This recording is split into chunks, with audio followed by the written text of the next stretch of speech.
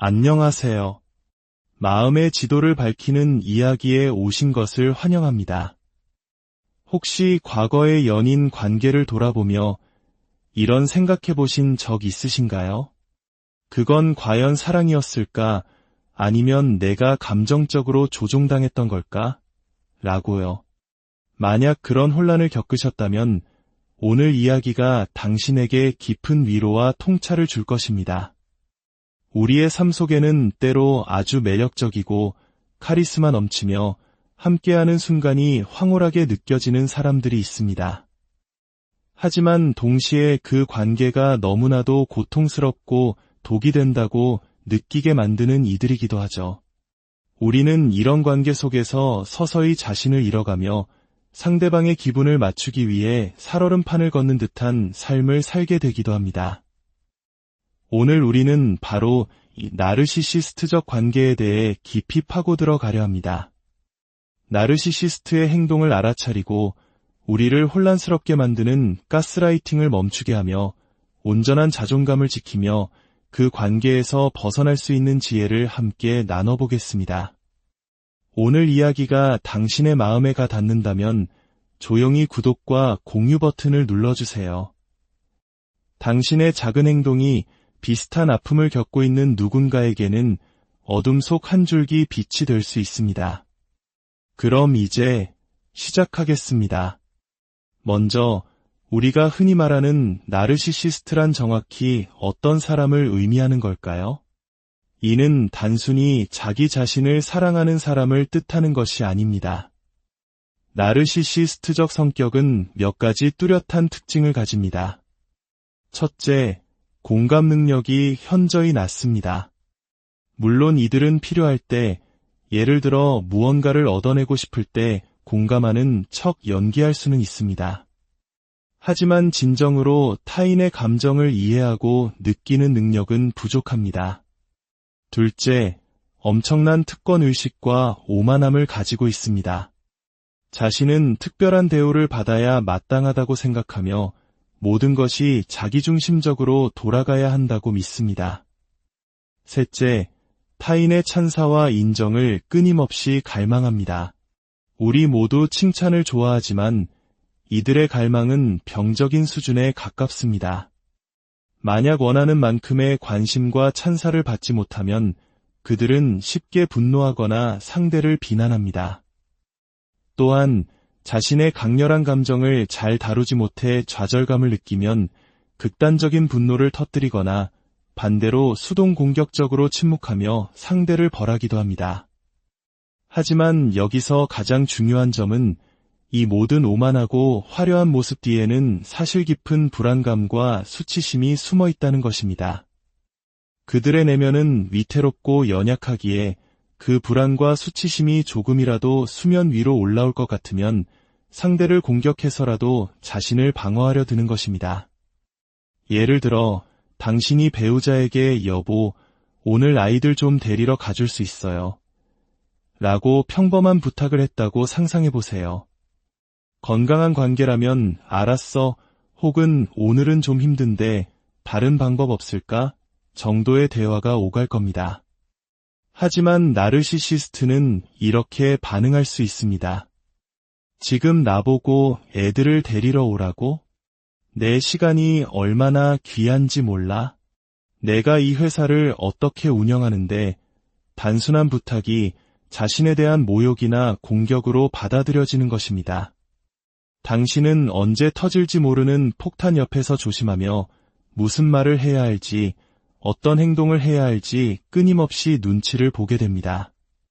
바로 이 지점에서 많은 분들이 고통을 겪습니다. 어제는 똑같은 말을 해도 괜찮았는데 왜 오늘은 이렇게 화를 내지? 이런 예측 불가능함은 사람을 서서히 지치게 만듭니다. 결국 상대방의 분노를 피하기 위해 당신은 점점 더 작아지고 목소리를 잃고 당신의 삶 전체가 상대를 기쁘게 하고 비위를 맞추는 데에 소모됩니다. 그런데 우리는 이런 독이 되는 관계에서 쉽게 벗어나지 못하는 걸까요?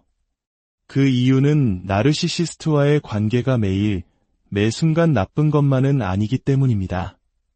그들은 때때로 세상에서 가장 매력적이고 지적이며 함께 있으면 즐거운 사람이 됩니다. 멋진 데이트를 하기도 하고 좋은 대화를 나누기도 하죠.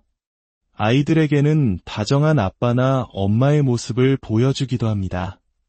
바로 그 밝은 순간들이 우리를 혼란에 빠뜨립니다. 이 관계는 정말 끔찍해 라고 생각하다가도 그런 따뜻한 순간이 찾아오면 아니야. 이 사람의 본 모습은 이게 아닐까? 내가 노력하면 예전처럼 돌아갈 수 있을 거야 라고 희망을 품게 되는 것이죠. 이러한 긍정적 경험과 부정적 경험의 불규칙한 반복은 심리학에서 트라우마적 유대라는 강력한 감정적 굴레를 만들어냅니다. 이것은 마치 도박과도 같아서 아주 가끔 터지는 대박의 기억 때문에 모든 것을 잃으면서도 자리를 뜨지 못하는 것과 비슷합니다. 시간이 지날수록 피해자는 자신을 탓하기 시작합니다. 내가 말을 좀 더 부드럽게 했더라면, 내가 집을 더 깨끗하게 치워뒀더라면, 그가 늦게 들어왔을 때 비난하지 말았어야 했는데 결국 자신의 아주 기본적인 필요와 감정 표현마저 스스로 검열하고 비난하게 됩니다. 이것이 바로 나르시시스트 관계가 사람의 영혼을 서서히 갉아먹는 방식입니다. 특히 어린 시절 나르시시스트적인 부모 밑에서 자란 사람이라면 이런 상황에 더욱 취약할 수 있습니다. 사랑을 받기 위해선 끊임없이 노력하고 나를 낮춰야 한다는 생존 방식이 이미 몸에 배어있기 때문입니다. 그들에게 이런 관계는 고통스럽지만 동시에 너무나도 익숙한 불행인 셈이죠. 우리가 나르시시스트를 이해할 때 흔히 저지르는 실수가 있습니다. 바로 모든 나르시시스트가 화려하고 자신감 넘치며 늘 자신을 뽐내는 과대형일 것이라고 생각하는 것입니다. 하지만 나르시시즘은 훨씬 더 복잡하고 다양한 얼굴을 가지고 있습니다. 나르시시즘은 흑백 논리로 나눌 수 있는 것이 아니라 가벼운 수준에서 심각한 수준까지 이어지는 하나의 스펙트럼입니다. 가벼운 수준의 나르시시스트는 그저 정서적으로 미성숙하고 피상적이며 자기중심적인 사람처럼 보일 수 있습니다.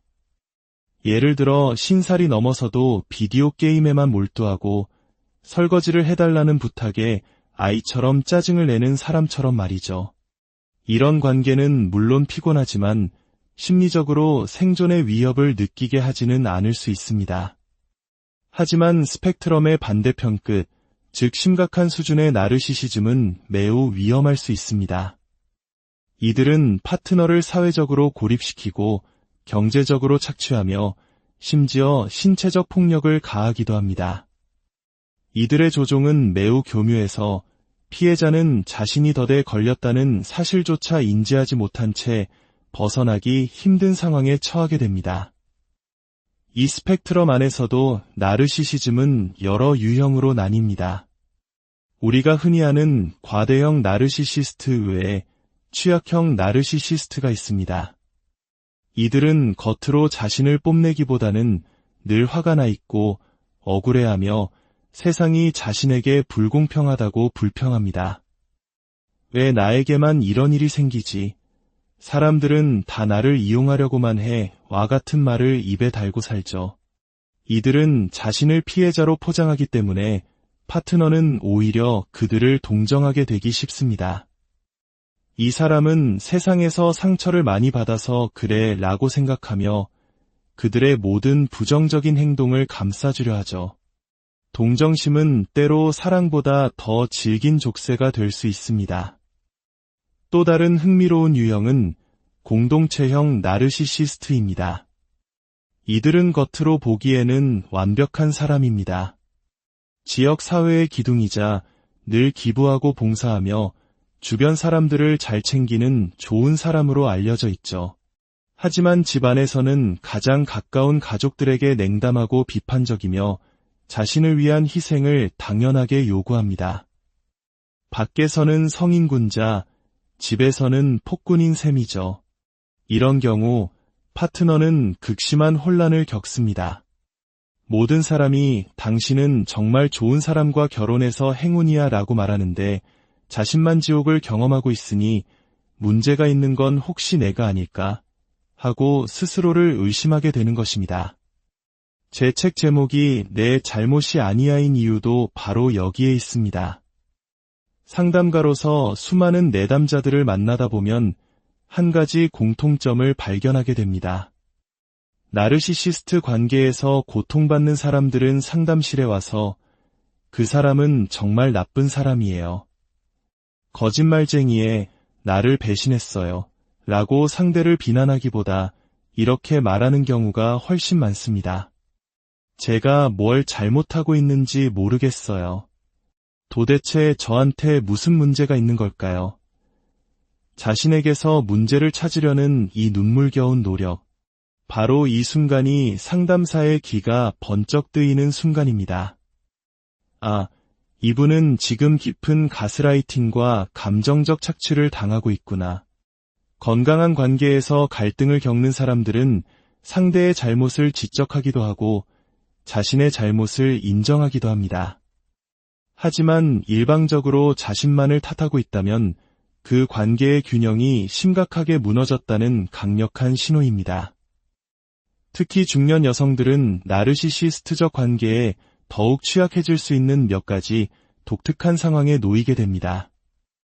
첫 번째는 오랜 결혼 생활을 끝내고 다시 연애 시장에 나서는 경우입니다. 한국 사회는 나이에 대해 유독 엄격한 잣대를 들이대는 경향이 있습니다. 50대, 60대가 되어 다시 누군가를 만난다는 것에 대한 막연한 불안감, 내 나이에 누가 나를 좋아해 줄까 하는 위축된 마음이 생길 수 있습니다. 이런 조급함과 불안감은 나르시시스트에게는 아주 좋은 먹잇감이 됩니다. 그들은 상대의 약점을 기가 막히게 파고들어 당신의 진정한 가치를 알아주는 사람은 나뿐이야 라고 속삭이며 접근하기 때문입니다. 두 번째는 오랫동안 나르시시스트와의 결혼 생활을 유지해온 경우입니다. 특히 갱년기를 겪으면서 여성의 몸과 마음에는 많은 변화가 찾아옵니다. 신체적으로 힘들어지고 감정 기복이 심해지기도 하죠. 이때 건강한 파트너라면 이해와 지지를 보내주겠지만 나르시시스트는 이 변화를 공격의 무기로 사용합니다. 당신 요즘 왜 이렇게 예민해? 갱년기라 그런가? 당신이 호르몬 때문에 감정 조절이 안 되는 거야 라며 모든 문제의 원인을 여성의 탓으로 돌립니다. 이는 여성이 스스로를 더욱 비정상적이고 문제 있는 사람으로 느끼게 만드는 잔인한 가스라이팅입니다. 또한 많은 중년 여성들은 경제적인 문제 때문에 관계를 떠나지 못합니다. 수십 년간 경력이 단절된 채 가사와 육아에 전념한 경우 이혼 후의 경제적 자립은 상상하기 힘든 두려움으로 다가옵니다. 특히 서울처럼 집값이 비싼 곳에서는 이혼 후 살던 동네를 떠나 삶의 질이 급격히 떨어질 것을 걱정하여 불행한 결혼을 유지하는 경우가 많습니다. 나이 들면 누가 날 돌봐주겠어 라는 생각으로 참고 살지만 슬프게도 나르시시스트는 당신이 아프거나 약해졌을 때 가장 먼저 당신을 귀찮아하고 버릴 사람이라는 사실을 기억해야 합니다. 그렇다면 이 지독한 굴레에서 벗어나기 위해 우리는 무엇을 할 수 있을까요? 관계를 떠나는 것만이 유일한 해결책이라고 생각하면 떠날 수 없는 수많은 사람들은 아무런 도움도 받지 못하게 됩니다. 물론 신체적 폭력과 같이 명백한 위험이 있다면 당장 벗어나야 합니다. 하지만 심리적 학대가 주를 이루는 관계에서는 떠나지 않더라도 나 자신을 지킬 방법을 찾는 것이 우선일 수 있습니다. 가장 중요한 첫걸음은 있는 그대로 받아들이는 것입니다. 나르시시스트는 변하지 않습니다. 특히 수십 년간 그렇게 살아온 중년의 나르시시스트는 더욱 그렇습니다. 그들이 언젠가 당신의 진심을 알아줄 것이라는 헛된 희망을 버려야 합니다. 그들은 당신의 말을 듣고 있지 않습니다. 지난 30년간 듣지 않았다면 앞으로도 듣지 않을 것입니다. 그 다음은 거리두기입니다. 이것은 물리적 거리뿐만 아니라 감정적 거리를 의미합니다. 그들의 말 한마디, 행동 하나에 일희일비하지 않는 연습을 하는 것입니다. 마치 내 삶이라는 무대의 주연이었던 그를 그냥 지나가는 행인 1, 2, 3으로 역할을 바꾸는 것과 같습니다. 그들의 드라마에 더 이상 말려들지 않고 당신의 감정을 소모하지 않는 것이 핵심입니다. 그리고 무엇보다 가장 중요한 것은 절대로 고립되지 않는 것입니다. 나르시시스트 관계의 힘은 고립에서 나옵니다. 당신의 곁에 당신의 이야기를 들어주고 당신의 편이 되어주고 그건 내 잘못이 아니야 라고 말해주는 친구나 가족 혹은 상담사가 단 한 명이라도 있다면 당신은 그들의 왜곡된 현실에서 빠져나올 힘을 얻게 됩니다. 여성들이 남성보다 평균 수명이 긴 이유 중 하나가 바로 이 관계 맺기 능력 덕분이라는 연구 결과도 있습니다. 힘들 때 서로를 지지해주는 사회적 연결망은 우리의 정신 건강뿐만 아니라 신체 건강에도 지대한 영향을 미칩니다. 이제 몇 가지 구체적인 상황을 통해 나르시시스트와 그냥 성격 나쁜 사람을 구별하는 연습을 해볼까요? 상황 1. 사귄 지 몇 달, 남자친구가 당신의 생일을 완전히 잊어버렸습니다. 전화도, 문자도 없었죠. 나중에 당신이 이 사실을 얘기하자 그가 말합니다. 내가 원래 기념일 같은 거 잘 못 챙기잖아. 너도 알면서 이건 나르시시스트일까요? 아니면 그냥 무심한 사람일까요? 이것만으로는 단정하기 어렵습니다. 만약 그가 정말 미안해. 내가 날짜에 무심해서 큰 실수를 했네. 너한테 상처를 줬구나. 우리 꼭 다시 멋지게 축하하자 라고 진심으로 사과하고 책임지려는 태도를 보인다면 그는 그냥 무심하지만 개선의 여지가 있는 사람일 수 있습니다. 하지만 만약 너 지금 몇 살인데 아직도 생일 타령이야 라고 당신의 감정을 무시하고 비난한다면 그건 나르시시스트의 영역에 가깝습니다. 상황이 당신이 자신의 감정에 대해 이야기하려고 할 때마다 그는 넌 너무 과민 반응이야. 또 감정적으로 나오네 라고 말합니다. 한 번은 이런 말까지 했습니다. 내가 그러니까 아무도 너랑 깊은 대화를 못하는 거야. 이것은 명백한 가스라이팅이며 나르시시스트적인 행동 패턴에 매우 가깝습니다. 물론 단 한 번의 사건으로 그를 나르시시스트라고 낙인 찍을 수는 없습니다. 하지만 이런 식의 대화가 반복된다면 그는 당신의 현실 감각을 무너뜨려 통제하려는 의도를 가지고 있을 가능성이 높습니다. 상황 3. 당신이 직장에서 승진했다는 소식을 전하자 그는 별 반응을 보이지 않습니다. 그러다 그날 밤 이런 말을 툭 던집니다. 너무 우쭐해지지는 마. 이 또한 나르시시스트의 특징 중 하나인 경쟁심과 불안감을 보여줍니다. 그들은 파트너의 성공을 진심으로 축하해주지 못합니다. 상대가 잘 나가는 것이 마치 자신이 뒤처지는 것처럼 느껴져 불안하기 때문이죠. 당신의 성취를 깎아내림으로써 관계의 우위를 지키려는 시도입니다. 오늘 이야기를 마무리하며 여러분께 꼭 드리고 싶은 말이 있습니다. 당신이 지금 어떤 관계 속에 있든 그 관계가 당신의 가치를 정의하도록 내버려 두지 마세요. 수십 년간의 관계 속에서 나를 잃어버렸다고 느껴진다면 지금부터라도 아주 작은 것부터 시작해 나 자신을 되찾는 여정을 시작하세요. 당신이 좋아하는 것은 무엇인가요? 무엇을 할 때 마음이 편안해지나요?